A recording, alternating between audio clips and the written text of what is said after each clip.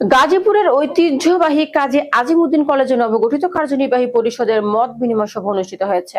বৃহস্পতিবার 2টার দিকে গাজীপুর মহানগরের কাজী আজিমউদ্দিন কলেজ সম্মেলন কক্ষে কলেজ পরিচালনা পরিষদের নবনির্বাচিত সদস্যের মত বিনিময় সভা অনুষ্ঠিত হয়। বিএনপির কার্যনির্বাহী কমিটির সদস্য ওমর ফারুক শাফিনের সভাপতিত্বে ও